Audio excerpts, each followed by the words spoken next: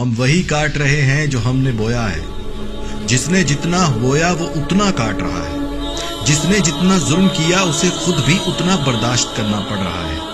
میں نے بچپن میں حدیث پڑھی تھی کہ اگر تمہارے سامنے ظلم ہو رہا ہو تو اسے اپنے ہاتھ سے روکنے کی کوشش کرو. اگر نہ طاقت ہو تو زبان سے روکنے کی کوشش کرو. اگر یہ بھی نہ کر پاؤ تو کم سے کم دل میں اس کو برا ضرور جانو. اور یہ ایمان کا سب سے ادنا لیول ہے. جب کشمیر میں 80 لاکھ لوگ کرفیو والی زندگی گزار رہے تھے، بھارت ظلم کر رہا تھا، دنیا تماشا دیکھ رہی تھی، ہم بھی خاموش تھے. جب فلسطین میں معصوم مسلمانوں کو بموں سے اڑایا جا رہا تھا، دنیا خاموش تھی اور ہم بھی خاموش تھے. جب شام میں ننھے پھول مسلے جا رہے تھے، سمندر کی لہریں معصوم کلیوں کو بہا کر ساحل پر دھکیل رہی تھی، ہم تب بھی خاموش تھے. جب برما کے مسلمانوں کو زندہ جلایا جا رہا تھا، دنیا خاموش تھی، ہم بھی اپنی زندگی میں مگن تھے. وہ خالق سب دیکھ رہا تھا. اشرف المخلوقات سے توقع کرتا رہا کہ ظلم روکنے کے لیے کوئی ہاتھ بڑھائے گا، کوئی زبان سے کچھ بولے گا اور کوئی دل میں ہی ظالم کو ظالم کہے گا. افسوس کہ ہم نے اللہ کے غضب کو ایسی دعوت دی کہ مظلوم بندوں کی مدد کے لیے اس نے اشرف المخلوقات کو چھوڑ کر ایک وائرس کو بھیجا جس نے پوری دنیا کا نظام اپنے ہاتھ میں لے لیا.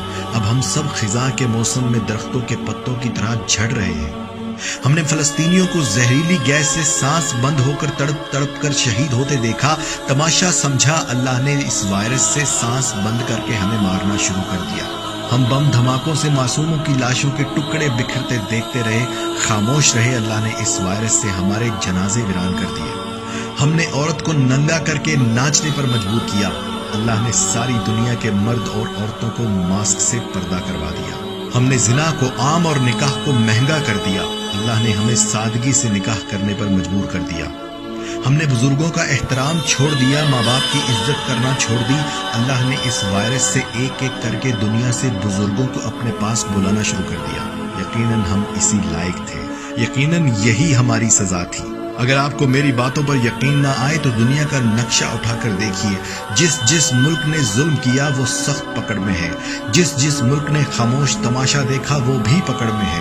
اور جو ملک غریب تھے، جہاں بھوک ناچ رہی تھی، افریقہ کے جنگلوں میں، کشمیر میں، برما میں، شام میں، جہاں جہاں ظلم ہو رہا تھا وہاں یہ وائرس نہیں گیا. مجھے تو یہ بھی نہیں پتا کہ اب معافی قبول ہونے کا وقت بچا بھی ہے یا نہیں.